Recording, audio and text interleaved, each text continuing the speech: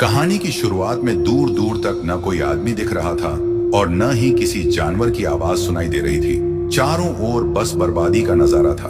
कभी लोगों की भीड़ और गाड़ियों के शोर से भरे रहने वाले उस शहर में आज हर तरफ सन्नाटा था। एक वीरान पड़े स्टोर में एक परिवार सांस रोककर कुछ सामान इकट्ठा कर रहा था। कोई डर था जिसने उन्हें पूरी तरह चुप रहने पर मजबूर कर दिया था। वे एक दूसरे से भी सिर्फ इशारों में बात कर रहे थे।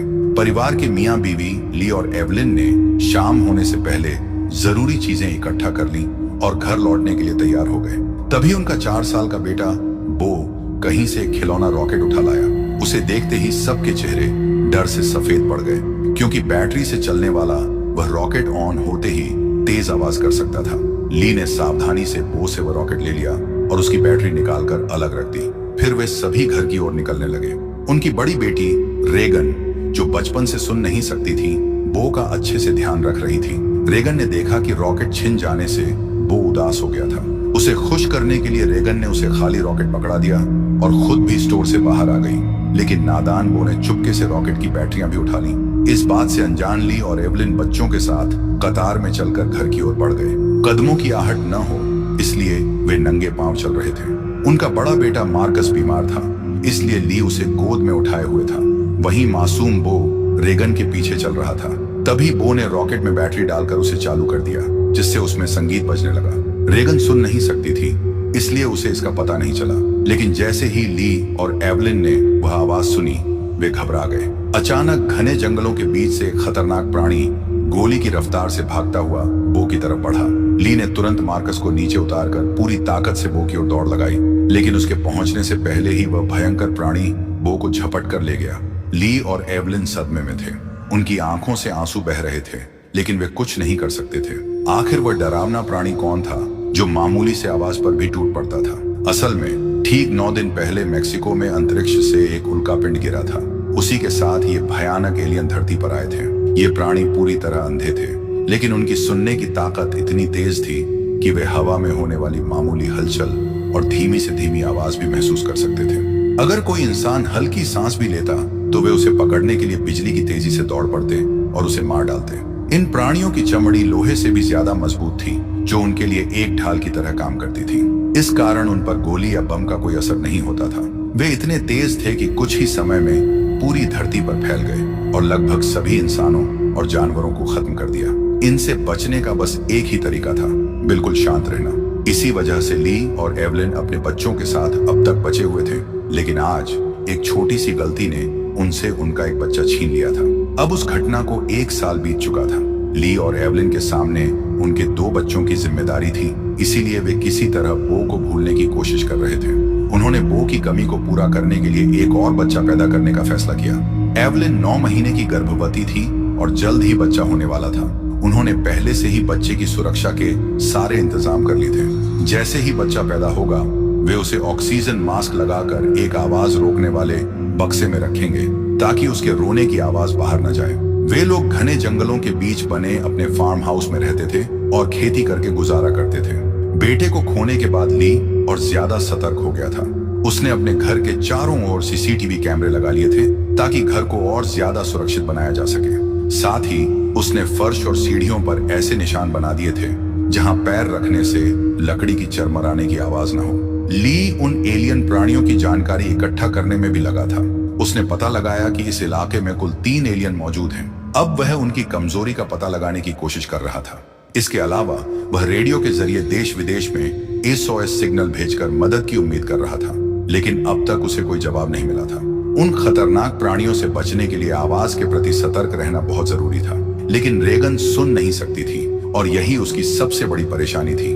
ली उसकी इस कमजोरी को दूर करने की कोशिश कर रहा था। रेगन एक खास सुनने वाली मशीन पहनती थी, जिसे कॉक्लियर इम्प्लांट कहा जाता है। इसका एक हिस्सा उसकी खोपड़ी के अंदर लगा था, जो उसकी सुनने वाली नसों ऑडिटरी नर्व से जुड़ा था, और दूसरा हिस्सा बाहर पहना जाता था।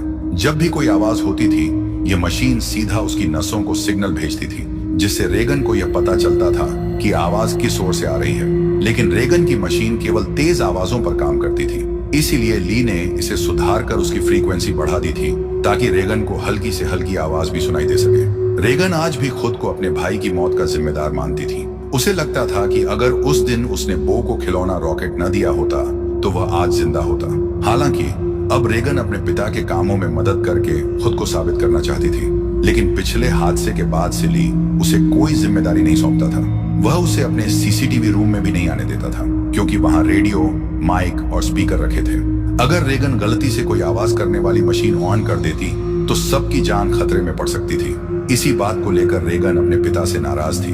एक दिन ली अपने बेटे मार्कस के साथ मछली पकड़ने नदी पर जा रहा था। रेगन ने भी साथ चलने की जिद की, लेकिन ली ने मना कर दिया। उसने रेगन से कहा कि वह घर पर रहकर अपनी माँ की मदद करे और फिर मार्कस के साथ निकल गया। यह सुनकर रेगन बहुत नाराज हो गई और गुस्से में अपना बैग पैक करके घर से कहीं निकल गई। अब एवलिन घर पर बिल्कुल अकेली थी। कुछ देर बाद एवलिन बेसमेंट से कपड़े धोकर उन्हें बोरी में भरकर बाहर ले जा रही थी। तभी सीढ़ी पर लगी एक कील उसकी बोरी में फंसकर सीधी हो गई। वह नुकीली कील ठीक उसी जगह थी जहां पैर रखने का निशान बना हुआ था, लेकिन एवलिन उसे देख नहीं पाई। इधर ली और मार्कस नदी में मछली पकड़ने में लगे थे, जबकि उधर मायूस रेगन अपने भाई की कब्र के पास जा पहुंची। उसी दौरान एवलिन अपने मरे हुए बेटे की तस्वीर हाथ में लेकर उसकी याद में आंसू बहा रही थी। तभी अचानक उसे लेबर पेन शुरू हो गया, यानी उसकी डिलीवरी का समय आ चुका था। एवलिन जल्दी से बेसमेंट की तरफ जाने लगी ताकि बाहर लगी रेड लाइट जलाकर अपने परिवार को इमरजेंसी का इशारा दे सके, लेकिन सीढ़ियों से नीचे उतरते हुए उसका पैर उस नुकीली कील पर पड़ गया। दर्द के मारे वह बुरी तरह तड़प उठी।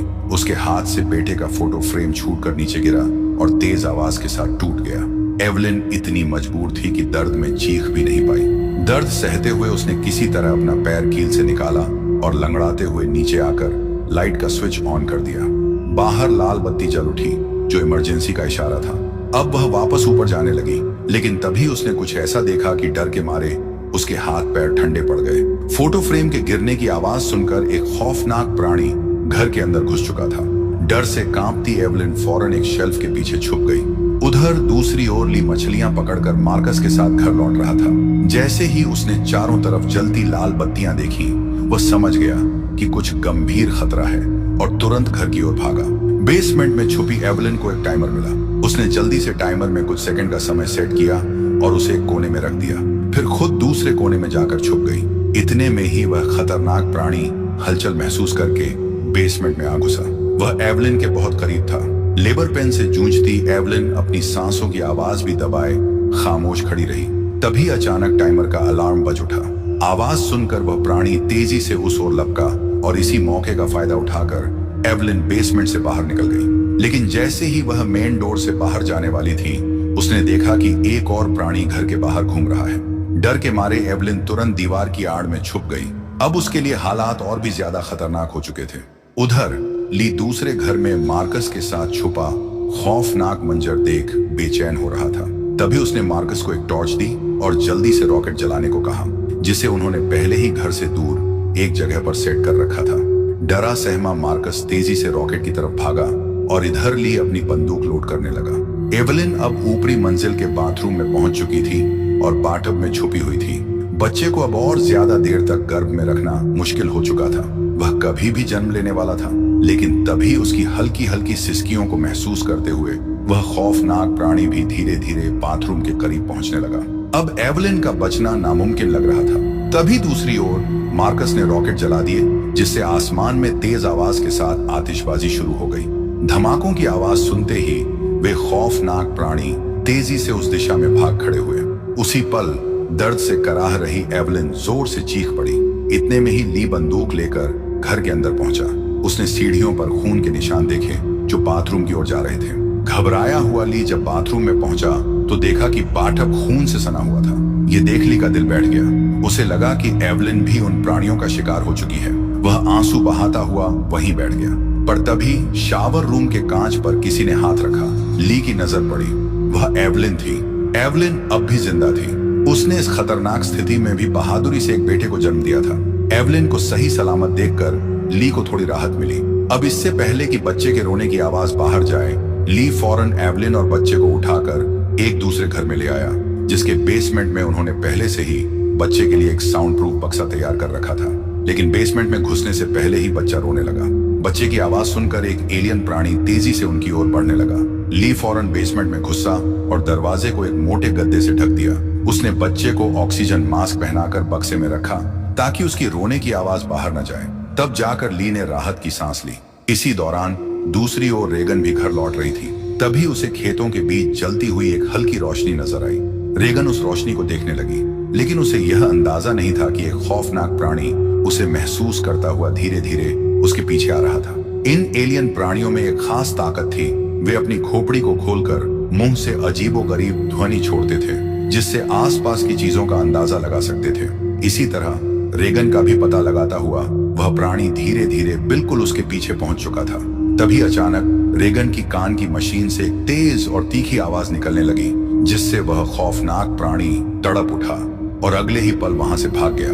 वहीं वह आवाज रेगन के कानों को भी चुभ रही थी, लेकिन जैसे ही प्राणी भागा आवाज बंद हो गई। रेगन को समझ नहीं आया कि यह सब कैसे हुआ। वह इस बारे में ज्यादा नहीं सोच पाई और उस रोशनी के पीछे झाड़ियों में चल दी। जब वह रोशनी के पास पहुंची तो उसने देखा कि वह एक टॉर्च थी जो एक ट्रैक्टर के पास पड़ी थी। जैसे ही रेगन उस टॉर्च को उठाने गई, अचानक किसी ने उसका हाथ पकड़ लिया। वह डर गई, पर जब उसने देखा तो पाया कि वह और कोई नहीं बल्कि उसका भाई मार्कस था, जो डर के मारे कांप रहा था और ट्रैक्टर के नीचे छुपा हुआ था। अपनी बहन को देखते ही उसे राहत मिली। दूसरी ओर ली एवलिन को बेसमेंट में सुलाकर अपने बच्चों को ढूंढने बाहर आया। अब वह खतरनाक प्राणी वहां से जा चुका था, लेकिन उसने पूरे घर को तहस नहस कर दिया था। इस दौरान घर में एक पानी का पाइप टूट गया था, जिससे पानी लगातार टब में भर रहा था। ली को इस बात का पता नहीं था और वह अपने बच्चों को ढूंढने खेतों की ओर निकल पड़ा। उधर टब पानी से भर चुका था और अब वह पानी बेसमेंट में बहने लगा। इसी दौरान मार्कस और रेगन अनाज रखने वाली टंकी के ऊपर छुपे हुए थे और अपने पिता का इंतजार कर रहे थे। ली भी जी जान से उन्हें ढूंढने में लगा था। कुछ देर बाद एवलिन अचानक नींद से जागी। उसने देखा कि पूरा बेसमेंट पानी से भर चुका था। ऊपर से झरने की तरह पानी नीचे आ रहा था। उसी वक्त एवलिन की नजर अपने बच्चे के बक्से पर पड़ी। बक्सा खुला हुआ था, लेकिन वहां से बच्चे की कोई आवाज नहीं आ रही थी। एवलिन घबरा गई। वह तुरंत उठने लगी। तभी उसकी नजर एक अंधेरे कोने में गई। वहां एक खौफनाक प्राणी बैठा था जो कुछ खा रहा था। यह देखकर एवलिन के होश उड़ गए। अपनी जान की परवाह किए बिना वह फौरन बक्से की ओर भागी। अब बेसमेंट में कमर तक पानी भर चुका था। तभी वह खौफनाक प्राणी भी पानी में उतर आया। एवलिन ने घबराकर बक्से के अंदर झांका। उसका बच्चा सही सलामत था। खुशकिस्मती से बच्चे ने कोई आवाज नहीं की थी, जिस वजह से उसकी जान बच गई थी। एवलिन बच्चे को लेकर एक कोने में चुपचाप खड़ी हो गई, लेकिन वह खतरनाक प्राणी मौत बनकर उसके आसपास मंडरा रहा था। अगर बच्चे के मुंह से जरा भी आवाज निकलती तो उनकी मौत पक्की थी। दूसरी ओर रेगन अपने पिता का इंतजार करते करते थक चुकी थी और अब अकेले घर जाना चाहती थी। यह देख मार्कस उसे रोकने के लिए उसकी ओर बढ़ा, लेकिन तभी उसका पैर अनाज की टंकी के दरवाजे पर पड़ गया। दरवाजा ठीक से बंद नहीं था, इसलिए मार्कस सीधा टंकी के अंदर गिर गया। लोहे के दरवाजे से हुई तेज आवाज के कारण एवलिन के पास घूम रहा प्राणी बिजली की गति से उस ओर दौड़ पड़ा, जिससे एवलिन तो बाल बाल बच गई, लेकिन अब मार्कस बड़ी मुसीबत में फंस चुका था। अनाज से भरी वह टंकी दलदल की तरह थी। जितना मार्कस बाहर निकलने की कोशिश करता, उतना ही अंदर धंसता जाता। तभी टंकी का एक दरवाजा टूटकर उसके पास गिरा, जिससे वह और ज्यादा फंस गया। दरवाजे के गिरने की आवाज सुनकर वह खतरनाक प्राणी भी गोली की तरह टंकी की ओर दौड़ पड़ा। खेतों से गुजरते हुए उसे टंकी की ओर भागते देख ली को भी समझ आ गया कि उसके बच्चे वहां हैं। इधर मार्कस की जान खतरे में देखकर रेगन भी टंकी के अंदर कूद गई और उसने दरवाजे को मार्कस की ओर खिसका दिया।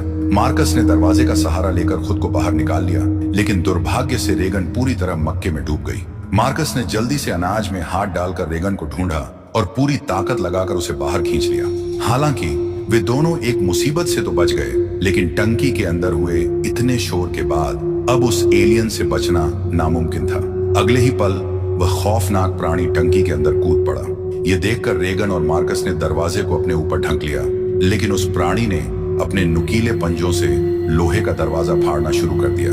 वह दोनों का काम तमाम करने ही वाला था कि तभी रेगन की कान की मशीन से फिर से एक तीखी आवाज निकलने लगी, जिससे प्राणी के कानों में जैसे सुइयां चुभ गईं और वह दर्द से तड़पते हुए टंकी को फाड़कर वहां से भाग निकला। रेगन और मार्कस मौत के मुंह से बचकर टंकी से बाहर निकल आए। बाहर ली भी उन्हें ढूंढता हुआ पहुंच चुका था। अपने बच्चों को सुरक्षित देखकर ली को राहत मिली। इस दौरान एवलिन सीसीटीवी रूम से उन्हें देख रही थी। तभी ली को आसपास किसी एलियन प्राणी के होने का एहसास हुआ। उसने बच्चों को फौरन सामने खड़ी गाड़ी की ओर भेज दिया और एक शेड से कुल्हाड़ी उठाकर चारों तरफ नजरें घुमाने लगा। बदकिस्मती से वह प्राणी शेड के ऊपर ही था। ली पलटकर उस पर वार करने ही वाला था कि तभी प्राणी ने उसे अपने पंजों से मारकर दूर फेंक दिया। यह देख मार्कस डर के मारे चीख पड़ा, जिससे प्राणी को मार्कस और रेगन का भी पता चल गया और वह उनकी तरफ बढ़ने लगा। तभी फिर से रेगन की कान की मशीन से एक तेज आवाज निकलने लगी, जो रेगन को भी परेशान कर रही थी। इसलिए उसने अपनी मशीन बंद कर दी। लेकिन यह उसकी सबसे बड़ी भूल थी, क्योंकि उस मशीन से बहुत तेज फ्रीक्वेंसी की आवाज निकलती थी, जो इंसानों को तो सुनाई नहीं देती थी, लेकिन वे प्राणी उसे महसूस कर सकते थे और सहन नहीं कर पाते थे। यही उनकी कमजोरी थी, लेकिन रेगन को इस बारे में कुछ नहीं पता था। अगले ही पल वह प्राणी कार पर झपट पड़ा और रेगन अब मार्कस तक पहुंचने की कोशिश करने लगा। उधर ली होश में आ चुका था, लेकिन वह बुरी तरह घायल था। अपने बच्चों को खतरे में देखकर ली का दिल और दिमाग सुन्न पड़ चुका था। ऐसे हालात में उसे सिर्फ एक ही रास्ता नजर आया। उसने इशारे से अपने बच्चों को बताया कि वह उनसे बहुत प्यार करता है और अगले ही पल जोर से चिल्लाया। ली की चीख सुनते ही वह प्राणी उसकी तरफ दौड़ा और एक झटके में उसे मार डाला। अपनी जान देकर ली ने अपने बच्चों को बचा लिया था। मार्कस और रेगन उसी वक्त गाड़ी स्टार्ट कर घर लौट आए। एवलिन ने उन्हें देखते ही गले से लगा लिया। सीसीटीवी के जरिए उसने भी ली को मरते हुए देख लिया था, लेकिन इस वक्त वह कमजोर नहीं पड़ सकती थी। तभी उसे पता चला कि एक प्राणी उनकी ओर बढ़ रहा है, तो वह फौरन बच्चों को लेकर बेसमेंट में छुप गई, जहां सीसीटीवी मॉनिटर लगे थे। एवलिन ने अपने नवजात बच्चे को मार्कस को सौंप दिया और बंदूक लेकर उनकी सुरक्षा में खड़ी हो गई। अगले ही पल वह प्राणी भी बेसमेंट में घुस आया और हर हल्की सी आवाज की तरफ पंजा मारने लगा। हालांकि एवलिन के पास बंदूक थी, लेकिन उसे पता था कि गोली उस प्राणी की मोटी खाल का कुछ नहीं बिगाड़ सकती। उसे अपनी मौत सामने दिख रही थी। इसी बीच रेगन की नजर अपने पिता के रिसर्च पर पड़ी। उसे समझ आया कि ये प्राणी आवाज के प्रति बहुत ज्यादा संवेदनशील हैं और उसकी कान की मशीन से निकलने वाली हाई फ्रीक्वेंसी आवाज के कारण ही वे उससे दूर भागते थे। ये समझते ही रेगन ने अपनी कान की मशीन दोबारा ऑन कर दी। उससे निकली तेज आवाज ने उस प्राणी को तड़पने पर मजबूर कर दिया, मानो उसके पूरे शरीर में सुइयां चुभ रही हों। हालांकि इसका असर रेगन के कानों पर भी हो रहा था। तभी उसकी नजर एक माइक पर पड़ी। रेगन ने अपनी मशीन माइक से जोड़ दी, जिससे वह आवाज और तेज हो गई। अब तो वह प्राणी दर्द से बुरी तरह तड़पने लगा और उसकी खोपड़ी का सख्त खोल अपने आप खुलने लगा। जैसे ही उसका असली चेहरा दिखा, एवलिन ने बिना देर किए शॉटगन से उसके मुंह पर गोली दाग दी, जिससे उसकी खोपड़ी के टुकड़े उड़ गए और आखिरकार वह प्राणी मारा गया। लेकिन खतरा अभी टला नहीं था। गोली की आवाज सुनकर बाकी दो प्राणी भी उनकी ओर बढ़ने लगे, लेकिन अब एवलिन और रेगन को उनकी कमजोरी पता चल चुकी थी। डर और घबराहट की जगह उनके अंदर बदले की आग जल रही थी। अब वक्त था उन प्राणियों को सबक सिखाने का। रेगन ने स्पीकर का वॉल्यूम फुल कर दिया और माइक उठा